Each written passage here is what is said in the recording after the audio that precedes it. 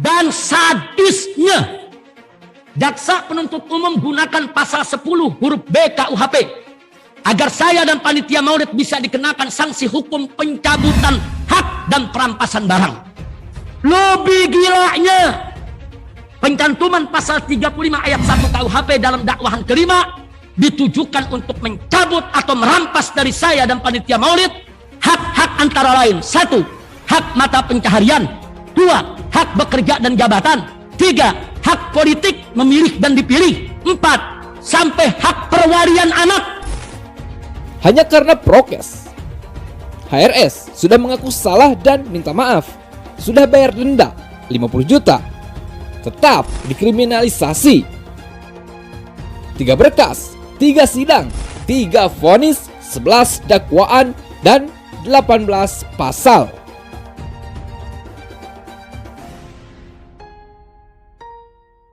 Ancaman hukuman IBHRS: 1. Penjara 6 sampai dengan 10 tahun. 2. Denda lagi sebesar 100 sampai dengan 300 juta. 3. Dicabut hak kewarganegaraan. 4. Dicabut hak politik. 5. Dicabut hak berorganisasi. 6. Dicabut hak bekerja. 7. Dicabut hak mata pencaharian. 8. Dicabut hak sebagai pengajar atau guru. 9. Dirampas atau disita asetnya. 10. Dicabut hak wali nasab. Bahkan sebelum sidang dimulai, IBHRS sudah dikerjai rezim. 1. Ormasnya FPI dibubarkan. 2. Pesantrennya, Markas Syariah, diancam digusur.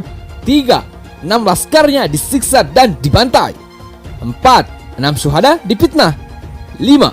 Rekening keluarganya diblokir. 6. Sekolah anaknya diganggu. 7. Kerja menantunya dihalangi. 8. Semua kerabatnya diawasi. 9. Menantu dan para sahabatnya dipenjara. 10. Para pencintanya diteror. 11. Fotonya pun diturunkan dan dilarang. 12. Fotonya dihapus di berbagai media sosial. Lagi-lagi untuk memposisikan saya dan panitia maulid sebagai pihak yang melakukan atau menyuruh atau turut serta dalam kejahatan pidana. Dan sadisnya, jaksa penuntut umum gunakan pasal 10 huruf B KUHP agar saya dan panitia maulid bisa dikenakan sanksi hukum pencabutan hak dan perampasan barang. Lebih gilanya, pencantuman pasal 35 ayat 1 KUHP dalam dakwahan kelima ditujukan untuk mencabut atau merampas dari saya dan panitia maulid hak-hak antara lain: 1. Hak mata pencaharian. 2. Hak bekerja dan jabatan. 3. Hak politik memilih dan dipilih. 4. Sampai hak perwalian anak. Jadi saya lihat ini dakwahan jaksa sudah ngawur ngidul, penuh nafsu jahat yang luar biasa, dan ini tidak boleh dibiarkan. Karena itu adanya dakwaan kelima yang muncul belakangan. Pada saat awal saya diperiksa, dakwaan ini tidak ada. Saya sampaikan kepada majelis hakim awal pemeriksaan di penyidik, dakwaan ini tidak ada. Dakwahan ini muncul belakangan. Begitu dakwaan saya terima, kita baca, muncul pasal ini. Adanya dakwaan kelima yang muncul belakangan semakin meyakinkan bahwa kriminalisasi maulid sangat politis dengan tujuan jahat untuk menghabisi saya dan kawan-kawan. Itulah sebabnya jaksa penuntut umum dalam dakwaannya selalu mengulang-ulang dengan lantang dan keras dalam ruang sidang ini, serta penuh tekanan bahwa terdakwa menyatakan sebagai IBFPI yang sudah dibubarkan dan dilarang oleh SKB Mendagri, Menkumham RI, Menkominfo RI, Jaksa Agung RI, Kapolri, dan Kepala Badan Nasional Penanggulangan Teroris.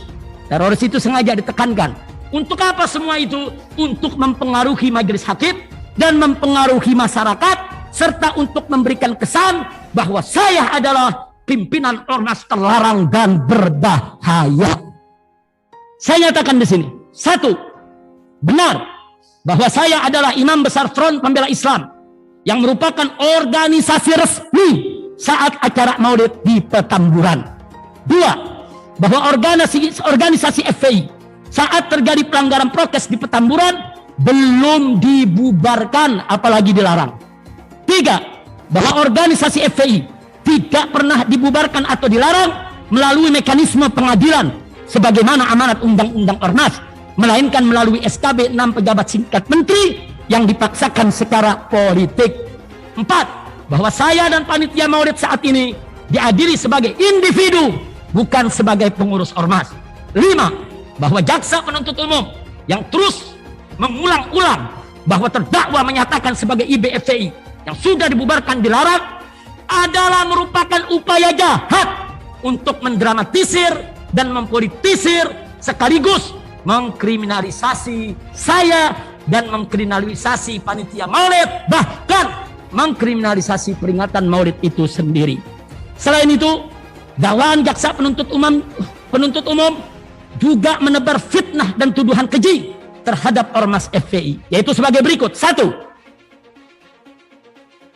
Bahwa masa berlaku SKT, surat keterangan terdaftar, berakhir sejak 20 Juni 2019, sehingga menurut jaksa FPI tidak boleh lagi melakukan kegiatan seperti terlibat dalam acara peringatan Maulid Nabi di Petamburan pada tanggal 14 November 2020.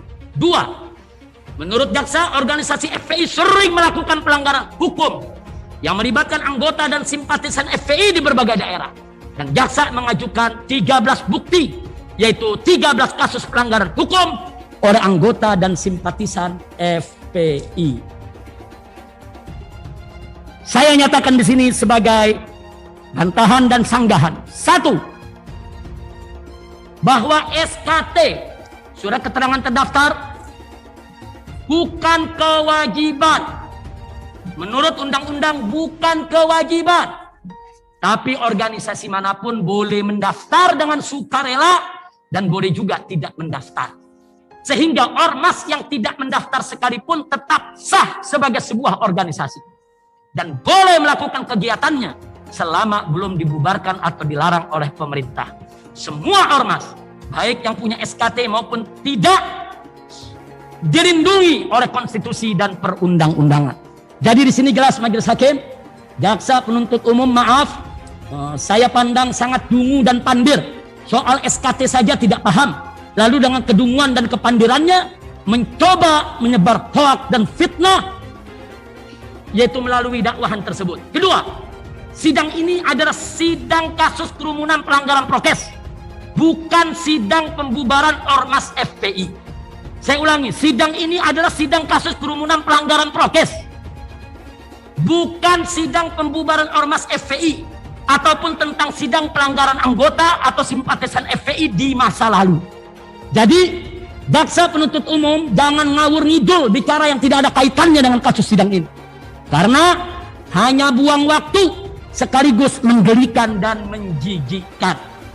3. Bahwa jaksa penuntut umum sangat lucu. Kok kesalahan oknum anggota FPI ditimpahkan kepada organisasi FPI?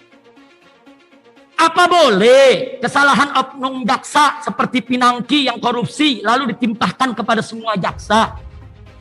Seperti kepada jaksa penuntut umum yang hadir dalam sidang saat ini atau ditimpahkan kepada institusi kejaksaan?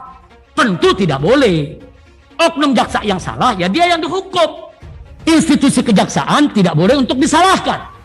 Nah, jadi harap jaksa penuntut umum memakai akal sehat di dalam membuat dakwahan, jangan ngawur ngidul. 4. Bahwa jaksa penuntut umum lebih lucu lagi. Kok kesalahan simpatisan FPI juga ditimbahkan kepada organisasi FPI? Waduh, hancur tatanan hukum. Kalau logika berpikir yang diungkapkan oleh jaksa ini merupakan, yaitu kalau jaksa penuntut umum ini akalnya nyungsep semacam ini, maka hancur lebur tatanan hukum kita, ya ikhwan. Karena di dunia manapun yang namanya simpatisan tidak bisa dilibatkan dengan organisasinya. 5. Bahwa 13 kasus pelanggaran hukum yang dilakukan anggota dan simpatisan FPI di berbagai daerah sudah selesai dipertanggungjawabkan melalui keputusan pengadilan yang inkrah. Mana ada hukum di dunia yang kesalahan simpatisan ditimpakan kepada pihak yang diidolakan sang simpatisan tersebut. Semestinya jika jaksa penuntut umum punya sedikit rasa malu saja, tidak akan mengangkat kasus tersebut dalam dakwahannya. Namun karena jaksa penuntut umum memang mengalami keterbelakangan intelektual, sehingga urat malunya sudah putus, sehingga hal-hal yang tidak perlu dimasukkan dalam dakwahannya. Maaf majelis hakim yang mulia, Sebetulnya saya enggan menanggapi dakwahan ini, khusus persoalan ini. Namun karena jaksa penuntut umum punya niat jahat untuk memfitnah FPI dan melecehkan anggota beserta simpatisannya, maka saya memandang perlu untuk memaparkan aneka kegiatan kemanusiaan FPI yang luar biasa, baik di dalam maupun di luar negeri. Kalau jaksa menyampaikan 13 bukti pelanggaran yang dianggap sebagai 13 kesalahan, saya mampu untuk menghadirkan ribuan bukti aktivitas kemanusiaan yang dilakukan FPI selama 22 tahun.